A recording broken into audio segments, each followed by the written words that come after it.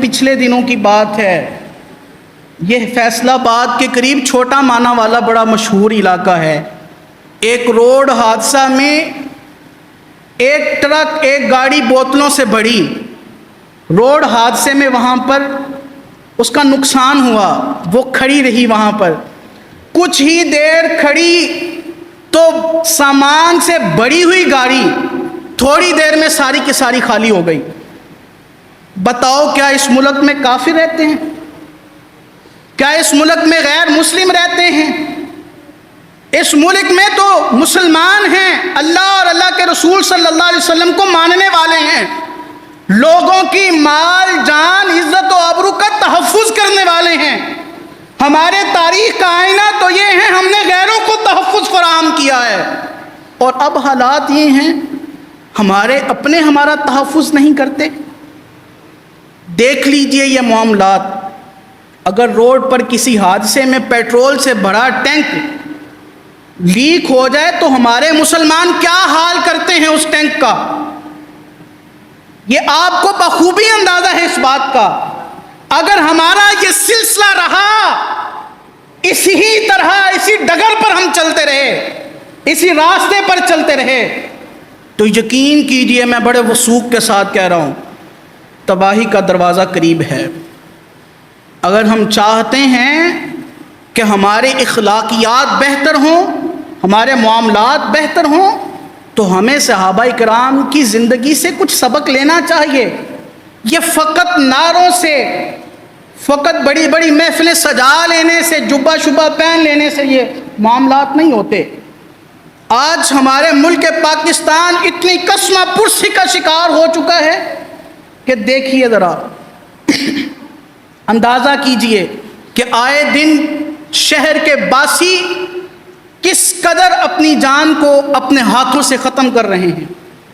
حضرت امیر المومنین عمر پاک رضی اللہ تعالیٰ عنہ 22 لاکھ مربع میل پر حکومت کرتے ہیں، ایک پل تعمیر کروایا تھا، شکستہ حالت میں تھا، بکریوں کا ریوڑ گزر رہا تھا، ایک بکری کے بچے کی ٹانگ پل کے اندر آ کر کے ٹوٹ گئی۔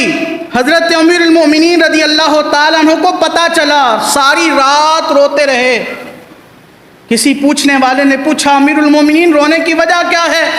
کہنے لگے ڈر ہے اس بات پر کہیں یہ بکری کا بچہ قیامت کے روز اللہ سے میرا حساب نہ لے لے۔ اور بتاؤ ملک پاکستان کے حکمرانوں، ہزاروں نوجوان اپنی زندگیاں ختم کر رہے ہیں، مفلسی کے ڈر سے جینا حرام کر دیا ہے۔ ہمارے وزراء، حکمرانوں اور مشیروں نے، یہ پچھلے دنوں کی بات ہے، 2 دن پہلے کی بات، ایک شخص نے اپنی جان کو ایسے ضائع کیا کہ چلتی ہوئی ٹرین کے نیچے آ گیا، اور اس کا دھڑ الگ پڑا تھا، اس کی ٹانگیں الگ پڑی تھی۔ جب تلاشی لی گئی تو اس کی جیب سے 4 بجلی کے بل نکلے۔ ملک پاکستان کے وزراء، حکمران کہاں کھڑے ہیں؟ ایک مزدور 15,000 جو ماہانہ کماتا ہے، 28,000 30,000 72,000 جس کے گھر کا بل آ جاتا ہے، مجھے بتائیے وہ اپنے بچوں کو کیا کھلائے، خود کیا کھائے اور بجلی کے بل کیا بھرے؟ کیا تمہیں خوف نہیں ہے اس بات سے؟ کیا تمہیں ڈر نہیں اس بات سے کہ تم نے بھی جان دینی ہے، تمہیں بھی موت آنی ہے؟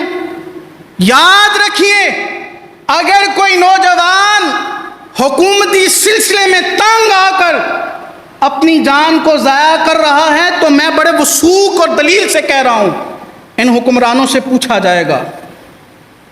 اور یہ بات یاد رکھیے، جو بالکل خاموش بیٹھے ہیں نا، بڑے لوگ ایسے ہیں جن کا گزارا چل رہا ہے، یونٹ 40 سے 60 پر چلے جائے کوئی فرق نہیں پڑتا، 60 سے 75 پر بھی چلے جائے، بڑے لوگ ایسے ہیں جنہیں کوئی فرق نہیں پڑتا۔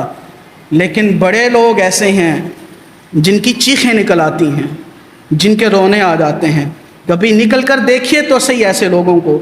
تو خدا را جمعہ کے آخر میں ایک ہی بات کہوں گا، اگر ہم چاہتے ہیں ہمارے ملک پاکستان کا نظام بہتر ہو تو سب سے پہلے جو سلسلہ کرنا ہوگا، سودی نظام کا بائیکاٹ کرنا ہوگا۔ ہمارا ملک 1% بھی سود سے عاری نہیں ہے، 1% بھی سود سے بچا ہوا نہیں ہے. کسی نہ کسی طریقے سے ہم جو مال کھا رہے ہیں وہ سارا کا سارا سودی لین دین میں ملوث ہے. IMF سے جو قرضہ لیا جاتا ہے ملکی سطح پر وہ سودی قرضہ ہے, وہ سودی معاملات ہیں. اگر وہ حساب لگایا جائے تو ہمارے معاشرے کا ایک فرد بھی سود سے پاک نہیں ہے, مبرہ نہیں ہے.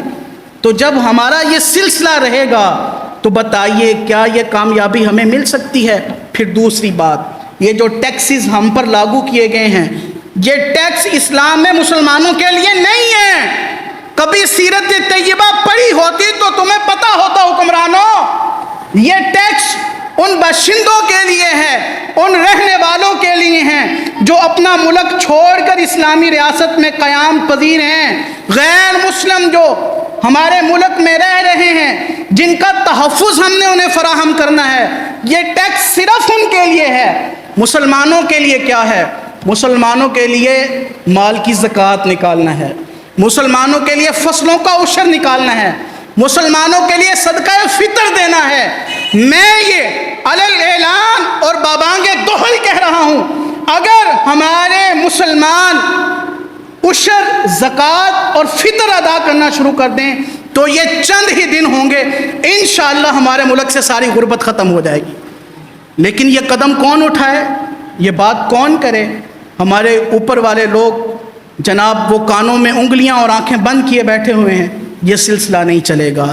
تو اللہ رب العزت کی بارگاہ میں دعا کریں گے, مالک کریم ہمیں صحیح معنوں میں ہمارے ملک پاکستان کو ریاست مدینہ کا قیام کرنے کی توفیق عطا فرمائے, اور صحیح معنوں میں ہمیں اسلام, قرآن, حدیث کو پڑھنے پڑھانے کی توفیق عطا فرمائے.